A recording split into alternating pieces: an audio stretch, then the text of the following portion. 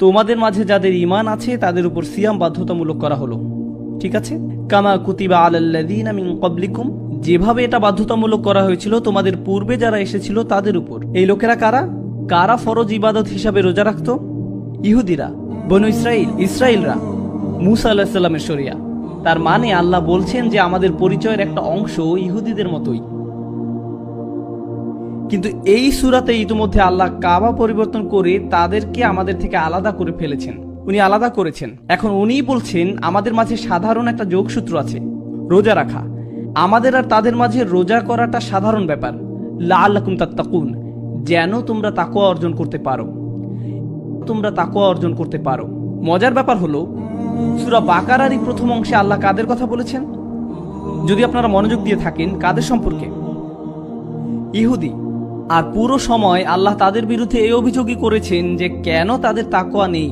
পুরো সময়টাতেই তাদের সমস্যা ছিল যে তাদের তাকওয়া ছিল না। আর এখন আল্লাহ বলছেন আমরা তাকওয়া অর্জন করতে পারি।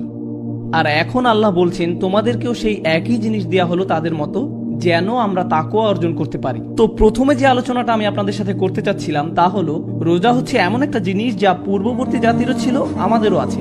কিন্তু প্রশ্ন হলো কেন আমরাও রোজা রাখি? যেন তাকওয়া অর্জন করতে পারি। তাকওয়াকে বেশিরভাগ সময়ই অনুবাদ করা হয় আল্লাহ ভীতি হিসাবে। তাকওয়া শব্দটি এসেছে উকওয়া থেকে, যার অর্থ হলো সুরক্ষা। সেটা কি? তাকওয়া অনেকটা ইত্তিকার সাথে সমতুল্য, যার মানে সুরক্ষা চাওয়া, যাতে নিজেকে সুরক্ষিত করা যায়। এই কারণেই কিয়ামতের দিন, শেষ বিচারের দিনে সবাই নিজেকে সুরক্ষিত করতে চাইবে। আল্লাহ বলছেন ফাকাইফা তাত্তাকুনা ইন কাফারতুম ইয়াওমা ইয়াজআলুল উইলদানা শিবা, অতএব তোমরা কি রূপে আত্মরক্ষা করবে যদি তোমরা সেই দিনকে অস্বীকার করো, যেদিন বালককে করে দিবে বৃদ্ধ।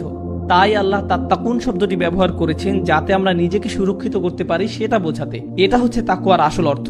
আল্লাহ বলছেন আল্লাহ তোমাদেরকে রোজার বিধান দিচ্ছেন যাতে তোমরা নিজেকে বাঁচাতে পারো। মানে কি এটার? চলুন বোঝার চেষ্টা করি এটার মানে কি। আমাদের মানুষদের নির্দিষ্ট কিছু প্রশিক্ষণ আছে। আপনি যদি কোনো কিছুতে ভালো করতে চান তাহলে আপনাকে সেই প্রশিক্ষণের মাঝে দিয়ে যেতে হবে। বিশেষত শারীরিক প্রশিক্ষণ। যেমন ধরুন কেউ সৈনিক হতে চান বা তারা পুলিশ অফিসার হতে চায়, তখন তাদের কিছু প্রশিক্ষণের মধ্য দিয়ে যেতে হয়। আর তাদের শরীরের সাথে তা অভ্যস্ত হতে শুরু করে। যেমন প্রথম দিকে খুব কঠিন থাকে ব্যাপারটা, আস্তে আস্তে সেটা তাদের জন্য সহজ হয়ে যায়। এই যে প্রশিক্ষণের ধারণাটি, যেটা আপনাকে শেখায় কিভাবে কঠিন পরিস্থিতিতে টিকে থাকতে হবে। ও আরেকটি কথা, এই প্রশিক্ষণকালীন সময়ের অনুশীলনগুলো তুলনামূলক সোজা। যেমন ধরুন যখন কোনো অগ্নি নির্বাপন কর্মীকে প্রশিক্ষণ দেয়া হয়, তারা আগুন ধরায় ঠিকই, কিভাবে নেভাতে হবে সেটা শেখানোর জন্য, কিন্তু সেই আগুনটা থাকে নিয়ন্ত্রিত। আসল পরিস্থিতিতে যেরূপ আগুন লাগে এটা সেরূপ নয়, এটা নিয়ন্ত্রিত। তাই ব্যাপারটা অনেকটা সহজ। তারা হয়তো আপনাকে বিল্ডিং এর উপর থেকে লাফ দিয়ে পড়তে বলবে, কিন্তু সেটা অনেকটা সহজ, এটা বাস্তবের মতো নয়। একই ঘটনা রোজার ক্ষেত্রেও ঘটে। রোজা রাখা অবস্থায় আপনি প্রতিনিয়ত কিছু অনুভব করেন, তাই না?